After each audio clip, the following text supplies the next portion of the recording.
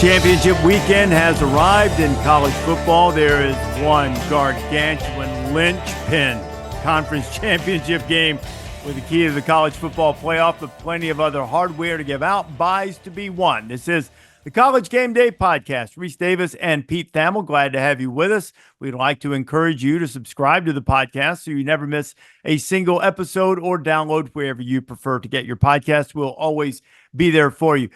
Pete, do you feel a sense of sadness championship week? I mean, you're excited about the playoff, but I enjoy the regular season so much. There's not the volume of games, and it's always I don't know. It's a little bit like, when you get ready to go to bed Christmas night and it's over. Yeah, it's like graduation week. You know what I mean? There's like all the excitement and all these big events, but yet you still know like it's never going to be the same after this time. This is one of my observations on the season, Rece. So, when it starts, like it's week 0, and you and I and many others are just watching every minute of just some like brutal Conference USA team playing a 1AA team, right? Like we're like just gorging on it because we miss it so much. Then like somewhere around week 9, you might not watch the Thursday like late game, right? You know what I mean? Like it comes to a point, like it's just like the natural flow of the season. We can all love it, but then there's like an oversaturation. Right around that time too, you're like, who do they play this week? Like week 1, 2, 3, you got everybody's schedule. You know who they played, you know who they beat. Then all of a sudden you're like, Northwestern. Have they played Illinois yet? I don't know. It's just like it gets to that like oversaturation point. So there's part of us that's like, okay, like we've filled the cup, and the cup has been wonderful. This has been an unbelievable season. So I am ready, Rece. I am ready for everything to go. I am excited about championship week, but am I a little bit sad? Yeah. I mean, it just seems like a week ago, we were in Dublin, you know what I mean? I know. Drinking Guinness and going to castles and thinking about Florida State's inevitable march to back-to-back ACC championships. Playoff, yeah. And then a funny thing happened before they left Dublin and the rest of the way. And Seminoles will try to reboot. Did they leave Dublin? Malzahn hired as offensive coordinator there. Well, signing day this week as well. So I'm sure Mike Norvell will have some reinforcements. They try to. Well, I'm not sure they can right that ship. They probably need to buy a new ship now after that thing sort of got shipwrecked over the course of this season. So let's start making some picks in the conference championship game. I did not miss the fact when the rankings were revealed for the penultimate college football playoff rankings, and you assigned those teams to the bracket, that it is not likely to stay this way, at least in terms of the order, depending on the conference championship games. Georgia would only have to win one game under the current bracket as it's laid out before we would get Georgia versus Texas 3. But before we get there, we have to figure out Georgia versus Texas part 2. College Game Day will be there in Atlanta for the SEC championship game. The Longhorns, in their first year in the conference, going in as a top seed. I see they have chosen to wear the whites, despite the fact that they are the home team. And as they were in Austin, they are favored, though they are not as big a favorite as they were at home. A 2.5-point favorite are the Horns over the Dogs, who are coming off that 8 overtime escape against Georgia Tech. What do you say?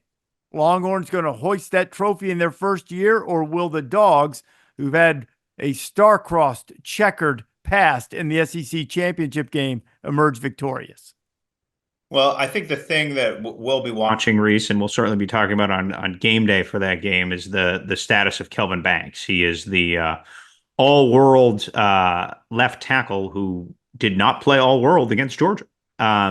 He is banged up. It was interesting. It speaks to my injury updating heart that Steve Sarkisian said his process in moving forward to this game is going to be similar to the one of Quinn Ewers. A ton of rehab on that ankle, and they're going to kind of go and see how it works. And with Ewers playing last Saturday at A&M, it involved him, like they were open to him maybe taking some snaps off so they could have Arch Manning go scoot a little bit on some QB run stuff. Well, if you're a tackle, you can't really do that. So it'll be interesting to see that, if only because there are a few games this season that were won as definitively as the line of scrimmage as Georgia's mauling of Texas in Austin. So I understand why Texas is favored, but I also understand what I watched that night. So I am not going to pick against my eyes. I'm going to pick with my head, and I am going to say that Georgia figures out a way in Atlanta to go. What do you think the crowd split will be? Because the Horns will travel. No, I think the Horns will travel, and I think it'll be I think it'll be close to 50-50, Pete. I really Interesting. do, because I think there's a lot of excitement from Texas being in the SEC, wanting to capture the conference crown in the first year. And all of the conference championship games certainly have their own flavor, but there's something about this one that's different. I've relayed this story many times. Philip Fulmer, who won a national championship at Tennessee, once told me the intensity, anticipation, and excitement for any of their SEC championship game appearances far exceeded their national championship game appearance. Not, not that it's more important, not that he wanted to win it more, just the arena and going into that cauldron and the atmosphere and the way it felt. It'll be, a huge game feel for the second week in a row, because I don't know if it'll get much more loud or get much louder or more exciting than what Texas experienced at Kyle Field last week.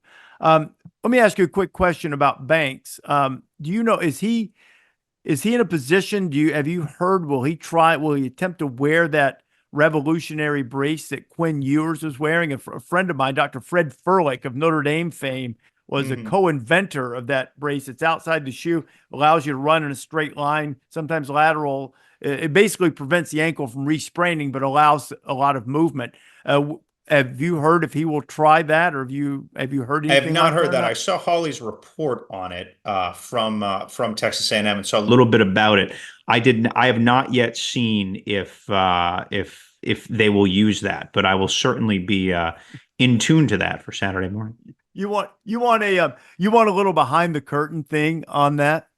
Yeah, we like going behind the So curtain. I've got a really, really close friend of mine, Skip Strzelecki, great Notre Dame guy, St. Andrews products. He's extraordinarily generous with the hoodies for our game day folks. I've been friends with Skip for years, and Dr. Fred Furlick, who I just mentioned, is also a friend of Skip. So I'm watching the game, and I get a group text from Skip and Fred about Quinn wearing his brace, which Fred had told me about in the past, and I was not aware. I sort of teased him and said, "This would have been great information this morning, Fred. If Yeah. if you'd let me know." But I passed it along to Kirk, and said Holly might be interested in this. I don't know. So Holly's texted me, and I know she's in a hurry, and she texted me and said, "What is your source?" And I'm like, "Well, Holly, I didn't just make it up. I'm not, sitting here going, hey, guess what? I think Quinn's wearing this brace." So I connected her with Fred, and she did a wonderful job, as she always does with the report. Yeah. So That was anyway, really insightful, I yeah, thought. it was good stuff, and Quinn used it effectively and ran with it. Back to the point of the game, the Georgia Texas game. I'm with you. I think Texas is a great team. I think Texas can win the national championship. I think Georgia can too. And, I understand Georgia hasn't always shown up at its best this year for whatever reason. I don't think Carson Beck has had the type of season that he had hoped to have, but he's had some good moments. He's had some clutch moments. First game was sloppy. Texas turned it over 4 times. Georgia turned it over 3. But there are things that you go, what would actually change about this? And it is the Georgia defensive front against the Texas offensive line. And Kirby Smart used being an underdog to his great advantage in Austin. The whole everybody's disrespecting us thing. And Texas favored again. I know it's hard to beat same team twice in the same season, but in the SEC championship game, there have been 7 rematches, and the regular season winner 5-2. So I'm going to go with Georgia to win the game and beat Texas and win the SEC and get one of those buys into the quarterfinals. By the way, the 2 losses, do you know who the 2 coaches are who avenged regular season losses in SEC championship play? Nick Saban. LSU against Tennessee, and the other one, Kirby Smart. against Auburn in 2017. Okay. Those are good. That is a good nugget. I was not going to go there. Yeah, nobody steal that before I use that on game day Saturday morning. Oh well, too late for that.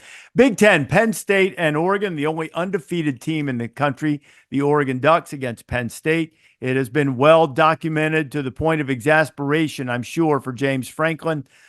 His and Penn State's record in these types of settings. AP and college football playoff, Franklin 1-16 against top 5 opponents. I think it is fair to say that they haven't always been favored or expected to win those games. They just haven't been able to come through and pull a lot of upsets. Not a huge spread in this particular game. The Ducks are favored by a little over a field goal. Who do you like?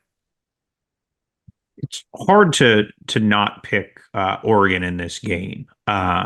I go back when we talk about sort of the coda of this season. Remember Big Ten Media Days? They put a duck in the river through downtown Indianapolis, like a big, oversized, inflated duck. Kind of like announced themselves a little bit, like, "Hey, we're here. Don't forget about us. We're not planning on just coming in and getting in line. We're coming in and we are going to make a splash." And the Ducks did that.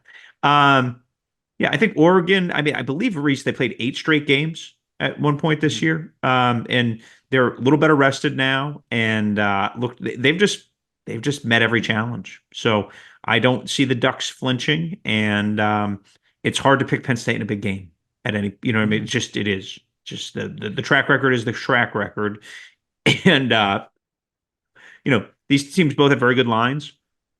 I feel like. I just don't feel like Penn State's defensive line is going to be able to overwhelm Oregon. I agree with you. A lot of similar thinking so far. If Oregon wins, it'll be the 6th time in history that a team has beaten Ohio State, Michigan, and Penn State in the same season. The previous 5 times, all done by Sparty, including that 2015 Sparty playoff team. Oregon's going to have a chance to do that. Look, Penn State's, Nicholas Singleton is healthier. They say they learned some lessons from the way they approach things against Ohio State that they'll change this time around. But I think there's just too much explosive capability on Oregon's side. I think Oregon's going to win the game. I think Oregon will cover the spread, and they've lost their last 2 championship game appearances in the Pac-12, including last year to Washington when they were swept in the regular season and conference championship game.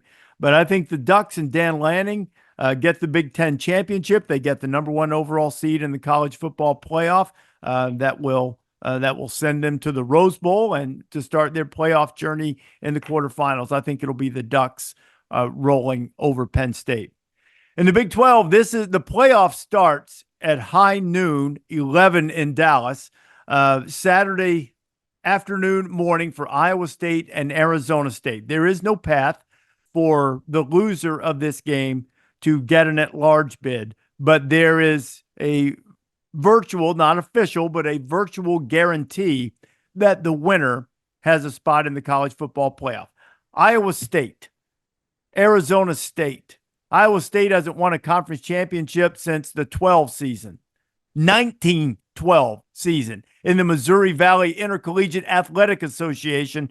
And here comes Arizona State, picked to finish dead last in his first year in the Big 12 with a chance to finish first. Who wins the game? I'm going to go with Iowa State. The loss of Jordan Tyson at receiver for Arizona State, to me, Rece, is punitive. He has nearly double, not quite, but nearly double the amount of catches at the receiver position than the rest of the position for the Sun Devils, and nearly the amount of yards at the rest of the position. The second leading receiver for Arizona State is running back Cam Scadaboo. So I just think they are going to have a hard time moving the ball. Look, it's hard to doubt them at this point, right? They're, picked 16th, and here they are sitting in the conference title game. It's one of the great stories in the sport. I just think the way that Iowa State has closed, beating Cincinnati, winning at Utah, beating K-State, I think they've found a groove. They have by far the superior receiving core and 2 great young quarterbacks. I'm excited to watch duel out, but I'm going to go with the Cyclones. Party like it's 1912, Rece. Sam Levitt, Rocco Becht have been terrific. And I'm excited to watch that too. And I agree with you that the loss of Tyson is big. Iowa State has built itself for years on, Jim Haycock defense, but it doesn't stop the run well. And it's been particularly a struggle for them to stop the run this year. They're giving up about 5 yards per carry. They're ranked, I want to say 112th, 114th or something like that in yards per rush allowed. They're toward the bottom of the country in yards per game allowed. It is a problem not to have Tyson, but I'm going, when in doubt, if you can run and the other team can't stop the run, I'm going with you. So assuming that we're not going to try to run off the clock by running backwards anymore, I think they're going to run forward enough, and I'm going to go with Arizona State to win the Big 12 and get into the college football playoff. ACC, suddenly the most important game in terms of who is included of all of the conference championship games. Clemson against SMU. SMU has not lost in conference play. They're the newcomer, first year in the conference, not getting any of the media money. And if there's some semantics and I'm not quite right on that, Pete will correct it, against the team that has been the standard bearer in the ACC really for the last, 17 years, 16, 17 years since Dabo's second or third season as the head coach there. Clemson took advantage of Miami losing to be able to get into this conference championship game. SMU is just favored by 2.5. The stakes are this. If SMU wins, almost certainly Alabama will be the last team into the field, and the ACC will be a one-bid conference. If Clemson wins, Clemson will get into the field as one of the 5 highest-ranked conference champions, almost certainly, and SMU likely, but not definitively, likely will be an at-large team. Does Rhett Lashlee get it done and finish the deal against Dabo and the Tigers? I think he does, Rece. I think he does. I think this is where the dual threat ability of Kevin Jennings is going to show up. I think this is where Rashard Smith, who is one of the best backs in the ACC, is going to roll. And I just think SMU has met the moment. The key to me for SMU and why they've had so much instant success, the stats are like, they're wildly more successful than any of these move-up teams have been in my lifetime. Mm-hmm. You compare the 4 move-up teams in the Big 12 to what SMU has done in the ACC, and it's wild. They've probably won more games this year than those 4 combined last year. It's a bit of an exaggeration, but not much. Those 4 teams were all dismal. Yeah, really struggled. So, I just think since they lost to BYU, they have found an identity and really rolled. Other than that Duke game that will haunt your Superdog dreams, Rece, they have been in control, and Clemson has turtled a little bit against formidable competition this year. So give Rhett Lashlee credit for this. He realized in the move up that they needed to fortify their lines. They went to the portal. 13 of their 20 portal guys were either offensive or defensive linemen. So they have depth, they have power, they have size, and they are winning the fights. Since 2014, when power conference teams come into the conference championship game following a loss, they're combined 1-8.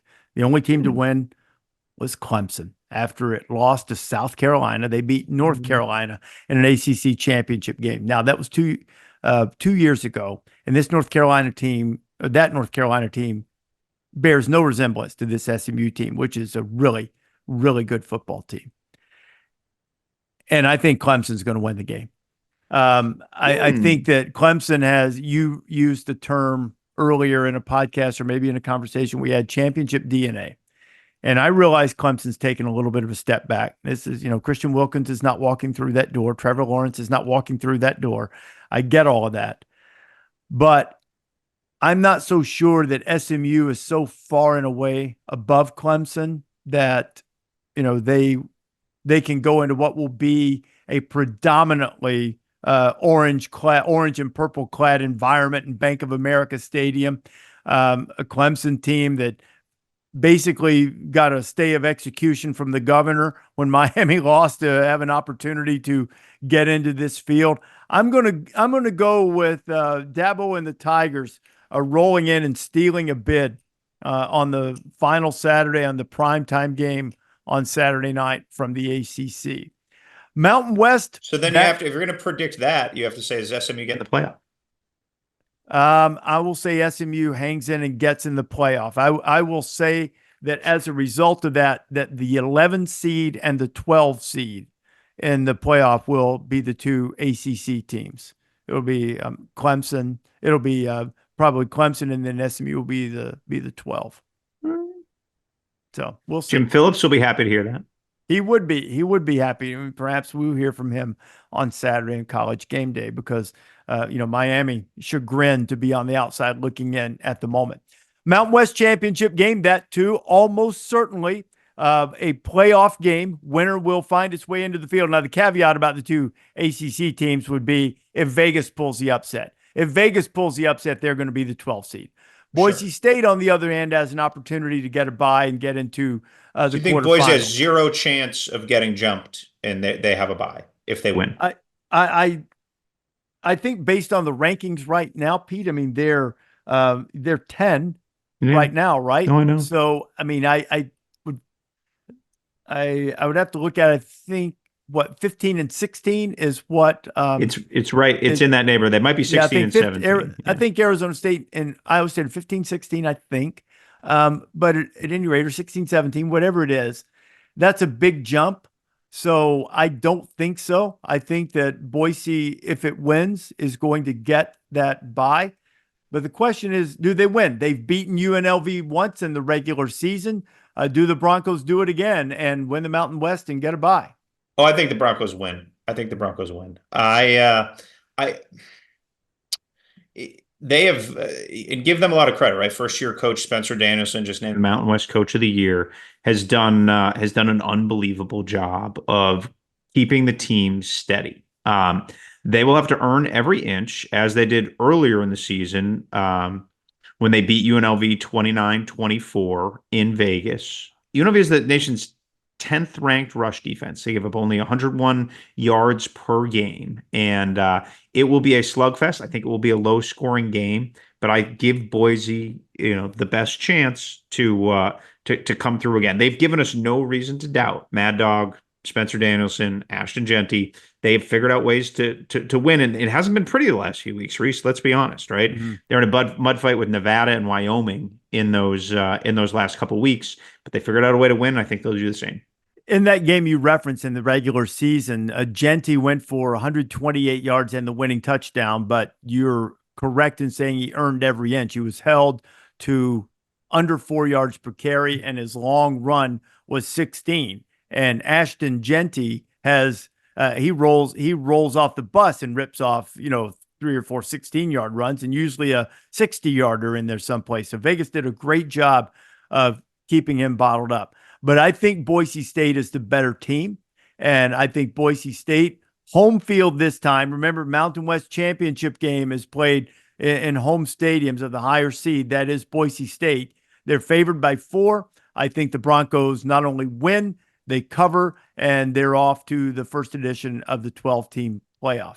The American might have had a say in getting a team in the playoff had Tulane not stumbled against Memphis. But Tulane is still in the American Championship game against the Black Knights of the Hudson. Speaking of great settings for a championship game, they're playing in West Point, Mikey Stadium, Friday night. Tulane, though, is favored by a touchdown on the road, 6 points. Tulane, disappointing, a little bit sloppy on Thanksgiving night and the loss at home to Memphis. Now they have to deal with the Army rushing attack, the best running attack in the country. Who wins the game? I think Rece, that Tulane wins the game. When John Summerall was at Troy the last 2 years, they played Army. They beat them 19-0 last year. Army kind of had that unfortunate offensive experiment last year that didn't work out. And the year before, the game was 10-9. So I don't think, obviously Army isn't involved in a whole lot of like 61-57 shootouts, but I think Darian Mensah finds a way to move. And yeah, let's hope there's some snow in the forecast because that will what a great night for Army. I'm sure you've been there, Rece. One of the great Oh settings in yeah. Yeah. football. It's great. Yeah, just excited, and very few coaches in the country have done a better job than Jeff Monken. Kurt Cignetti's the coach of the year every year. I mean, it's a once a century job he did at Indiana, but that among the marvelous jobs that we've seen done is Jeff Monken at Army this year. There's no question about that too. And Bryson Daly has been just absolutely sensational for Army. And Tulane's going to try to bounce back, but going on the road in that weather, Army certainly was no match for Notre Dame, shut out. And so you do wonder. It's fair to wonder about them against higher level competition. They have not had a taxing schedule. One of the easiest schedules in the country. Tulane will be a major challenge, and Summerall certainly knows how to deal with the option, as you documented earlier. I'm going to go with the upset here, though. I'm going to take the home dog in the cold and say it's going to go in Army's favor, and Army is going to win the championship in the American, but will not make the playoff, but they'll still end up getting a nice bowl situation. All right, Pete, let's do some quick hitters on some of these other conference championship games. Make sure everybody gets their due. What do you got in the MAC? Ohio U and Miami, Ohio meeting for the second time this season. I'm going to go with Ohio U, Rece. I feel like Tim Albin has done an unbelievable job, getting them rolling. They lost to Syracuse to open. They got blown out at Kentucky, and then they've been the steadiest team in the MAC. Their only loss, of course, came to Miami, 30-20. I feel like they avenged that after 5 straight wins and keep our friend Matt Garrett's Miami Redhawks from winning the MAC. You know who's had no success in the MAC championship game? Ohio. The Bobcats of Ohio. They've been under Frank Solich. They couldn't quite get over the hump and get a victory. And I don't think they're going to this time either. I think that our coordinating producer from College Game Day, Matt Garrett, will be a happy guy, and his Red Hawks will be celebrating as champions of the MAC.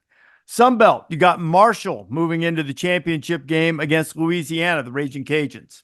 Yeah, the big subplot here, of course, is where will Charles Huff end up after the game? The Marshall coach is on an expiring contract, which just doesn't happen, and has been linked to a bunch of jobs publicly. So there will be thick drama in Lafayette on and off the field. I am going to go with Mike Desimo's Raging Cajuns. I agree with you because of that, and I've got a lot of high regard for Charles Huff. But when you have this type of uncertainty swirling around your program and championship game, there, I'll go with Desmo, who was born to be a coach in Louisiana, was he not? He's the best. Yes, I mean he is from there. He played there. He is of there, and he's done a nice job. Billy Napier built that program, Rece, to a dominant level in the Sun Belt in a different era, right? Like you just don't, I mean, quite frankly, he took a bunch of the Louisiana guys with him to Florida. Like you can't build, first round picks, great players and keep them anymore at that level. It just doesn't happen. So give Des credit for figuring out a new blueprint to get Louisiana there. And one more, Conference USA. Is there any drama swirling around Rich Rodriguez? I know that there are some people who might like to see him return to his alma mater after sort of an ugly divorce at West Virginia. He has Jacksonville State. Are any of those people on our game day set this weekend? I don't know. I just said there might be a few. I don't know. Just possibly. Just checking. Well, give Rich Rod credit, man. He's got him. He's got him red hot. We got a rematch in this game, so they're not red hot because they lost to Western Kentucky last week. I am going to go with Western Kentucky and Tyson Helton, who was almost the Purdue coach when Ryan Walters got hired, and instead Purdue hired Ryan Walters, didn't give him very much NIL, fired him after 2 years, and all WKU's done is kept chucking the ball and winning. And that's in the Purdue DNA. Is he up for that job again? I would have to think so, right? Like he hasn't done anything in the 2 years since, and he was a nose hair from it last time. Okay, so Seems to make I sense. get, Purdue's been good, Reese. They've been they've thrown the innovative and ball. open on offense. Yeah, Yeah, I mean, that's been their equalizer. I think it's less of an equalizer now than when Joe Tiller came in and sort of, sure. was the first one and only one doing it in the Big Ten. But still, when they've been spoiler makers, when they've, beaten highly ranked Ohio State teams at night and all of those types of things, it's because of a powerful, explosive offense. And, Hmm. what we saw that maybe in the second half for some inexplicable reason against Illinois this year when they missed a 2-point conversion to win a 50 or to lose a 50-49 game. Maybe they'll get back to that. Maybe that gives some uncertainty around Western Kentucky, or maybe not in this era since everybody's sort of on a year-to-year contract anyway. I'm going to go with Rich Rod and Jacksonville State to avenge that loss last week, and this time win it by 2. And Jacksonville State would be your Conference USA champions. All right. Do we have enough different there that would uh, let you catch up? I don't know. I've got a little bit of a lead on you here All in our right. picks this year. I don't It's, know. I did not look at the you're standings, so I have to 47. admit. You're 47 and 32. Okay. Somehow I'm 58 and 24. Probably, I went on strike mid-season. Don't you remember? definitely. Yeah, it was definitely blind luck for my part. So you don't think you think the playoff is set? SMU wins. Is there a scenario, a realistic one, where you could see Clemson blowing out SMU? What would have to happen? I don't know if I can put a number on it, but if SMU just gets overmatched, I yeah, and the committee's going to sit there and they're going to look at SMU, which hasn't had a nationally relevant team in a generation and a half. And they're going to look at Alabama, which has had nothing but them, Mhm. since Nick Saban's second season there in what, 07, 08, something like that. So I Yeah. just think like, hmm, boy, is that going to be interesting. If SMU doesn't win, they are going to put themselves at the mercy of some pretty compelling dynamics. It's a fascinating thing, even if they just don't win, not just an obliteration, but if they just lose the game decisively, Yeah. you could pretty easily make the argument that their resume is basically like Miami's, and Hmm. they've deemed that not being as good as Alabama's. Yes. So, I mean, it's pretty important for SMU to not only, I mean, obviously safest if they win the game, but they really, really need to play well too. I Yes. mean, I think they're in harm's way if they lose decisively and don't Hmm. look to be of Clemson's caliber, because Clemson, they dropped Clemson pretty good this week too after the loss to a close loss to South Carolina, and the Tigers went plummeting down the Hmm. rankings too this week. So, Yes. I Yes. mean, Clemson is sitting there going into the championship game at number 17, down 5 spots. So Hmm. one of the big droppers of the week, along with Miami, who fell 6 spots, and Ohio State obviously falling 4 spots. Let me ask you this before we go about the Yeah. final rankings. If Oregon wins the Big Ten, Hmm. are you ranking Ohio State ahead of Penn State? Because Ward Manuel has talked about teams with a body of work. You're not moving them in order, but Penn State then would drop into a different category of evaluation relative to Ohio State, and Ohio State beat them. Would you drop Penn State behind Ohio State? I don't think so. I don't think so. I would have to like really like pour through the resumes, but I think that falls into the same like I think the mindset of how much do we punish the losers of these games really comes into play. Remember, TCU lost in the conference title game 2 years ago, and they stayed at 3. So yeah, and so that will be a huge curiosity here because what's at stake is like the credibility of these games actually mattering, you know? Yeah. Yeah. Um, Yeah, that's a great point. I do think there wasn't really anywhere for TCU to go mhm. that year because of the the other teams that were Ohio State lost to Michigan and then sat there and, waited and basically got the 4 seed anyway when it was a 14 playoff. Depending on how they play, Pete, I think I might. Now, the Ohio State performance against Michigan lingers for sure, but Ohio State won the game. And the reason I say depending on how they play, Ohio State lost by 1 point at Oregon. If Penn State, were to not look that competitive or as competitive, they'll be competitive, but not look as competitive as Ohio State did, I would consider it. But but I do think it's fair point to say they got into the championship game, and that ought to be a data point too. So I wouldn't stand up on the table and pound my fist and say that head to head, definitely has to trump that in that particular instance. Yeah. Well, it loomed large, Rece, because nobody wants to be in that 8-9 spot because you can play the 1. It's like the NCAA tournament, Yeah.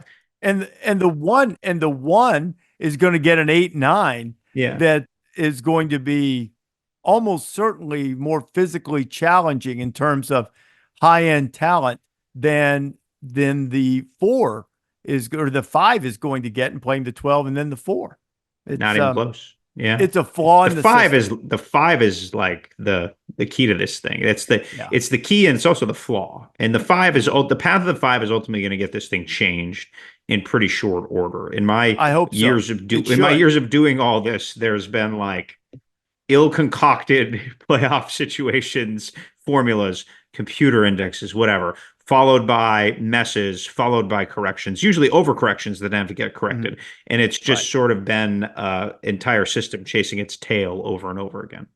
I think it's, and I'll leave the podcast with this. I think it's an effort to keep one foot in the bowl system and rewarding conference champions. And when you have a year like last year, where your 4 conference champions or 4 of your conference champions last year, since we had a Pac-12, were ranked 1 through 4. And when that happens, in the years that it falls that way, well, then that makes sense.